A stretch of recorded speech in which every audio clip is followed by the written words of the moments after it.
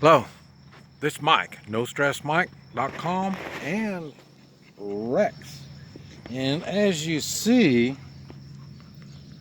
we are bound together. She doesn't realize it, but for the rest of her life, it's going to be just like this. For both of us, we're going to be hooked together the rest of her life. Now, providing we get her trained properly, we won't have to do the physical bonding as the chain. But there's a lot that I still don't know about her. We're here at it's a town square, some little small community in northern Kansas, and Sunday morning, you can tell I got my white shirt on, and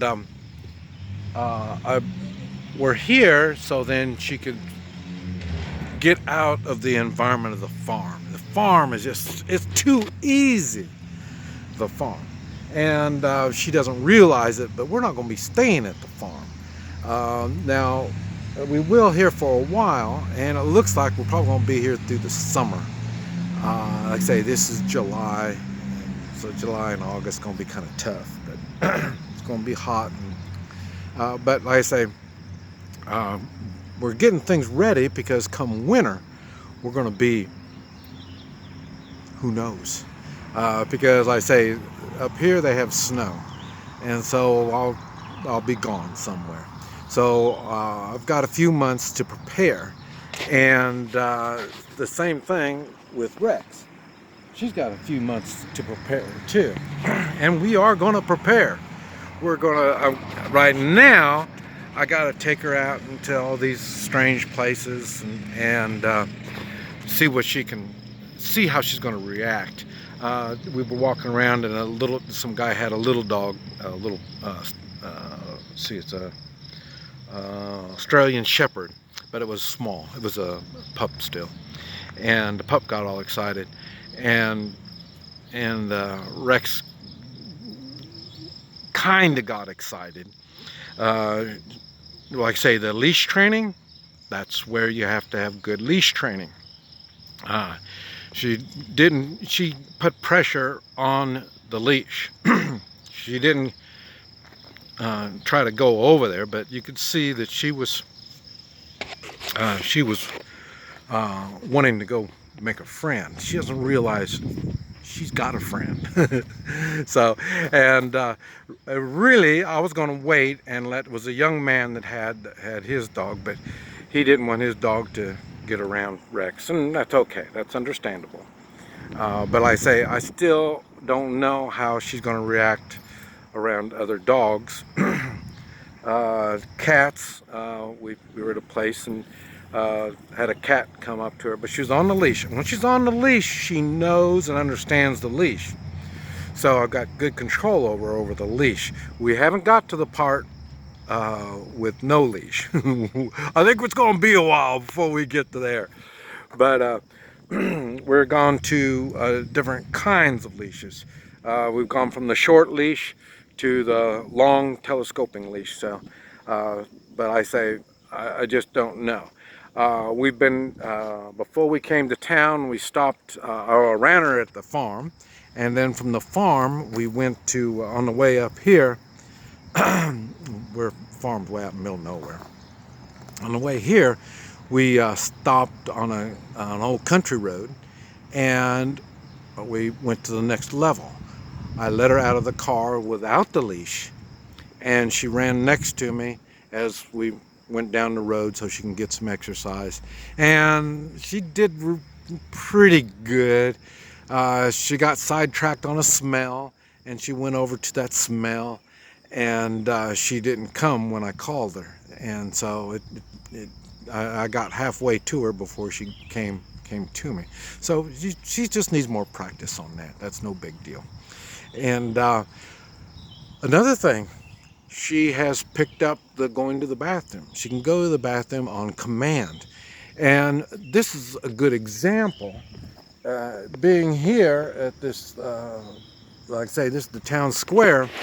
Uh, I don't like it if I don't like her going poop right here. You know, I mean, nobody, this is nice, pretty grass. You don't want to go and poop out there. So this is another good reason why I can get her to go poop other places where I don't have to pick it up. Here, I will pick it up. I don't like picking up poop. That's why I taught her to go to the bathroom on command. And she's doing very good on that. She's doing probably better than 50%. And I don't like to put her in a position where she's going to fail. That's why we're doing this baby steps at a time. Every time that she's done something and she failed, it was my fault because she wasn't ready, and I kind of pushed it a little bit faster than what she's learned. And so it's and like I say, normally I work with young pups, so that's what I'm saying. It's kind of a new adventure for me, having some a Poochie, 2 years old. I mean, she's what, like 20 years old, she's in human years. So she's probably but she's really good. You can see how calm she is. I'm gonna have to go back and look at some of my earlier videos. Let's see, it's been a little over 3 weeks now, 3 weeks and 1 day since I've had her. But at first, there's no way I could be out here and she could be like this without the leash being tight and her trying to drag me off. So that's what I'm saying.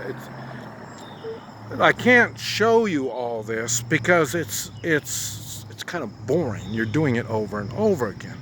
But I said when this started, I was going to give her 1 month of intense training. In other words, she's got my attention 100% of the time. And one of the reasons why it's got to be like that is I'm responsible for her. The reason why she had to learn to be in the crate, because at that time, I couldn't get her to be any place. So in other words, she had to be right next to me all the time. There's going to be times that she can't be next to me in the future. So I have to get her to understand there's going to be times when she's going to have to be restrained. And that's either in the pen, the cage, or on a leash. You see, this is a chain. So, because like I say, she's not going to chew this through. And but I say we're not ready. I'm just getting her used to having the weight of the chain. And another thing, when we walk, she doesn't keep it pulled. She's walking next to me, so she's really improving so much, and I'm just so happy for her. And now I think we're going to go to the next level. Is I'm going to start having her, she can sit and she can stay just like that, but I'm going to go to the next level. I'm going to start putting her on things. I'm going to have her sit on things, because I think I'm having the same problem. If I was to walk off and leave her just like this, she would get bored and she would walk around, start sniffing and doing stuff like that. So, but when you put them up on something, they don't. They have to learn to stay there. And like I say, now Xena, I had her staying on the motorcycle, so she could stay on the motorcycle. I could go in and eat, and then I know she'd be on the motorcycle, no problem. I just had to put the umbrella up, keep the sun off of her, and keep the weather and stuff off of her. But now she's not going to be riding the motorcycle. She's too big for the motorcycle, and the tail. She's got a tail. If I had my ruthers, I would rather not have a dog with a tail. The tail goes around and that knocks things over, and it just gets in the way. But she's too old to have the tail cut off, and so that's why I'm just going to have to live with her tail some way or another. But it is a pain in the car. She gets up and turns around, that little tail goes swinging around, so it is kind of a pain. But it's one of these things, that's just the way it is. But Rex is doing really well. I'm really, really, really proud of her.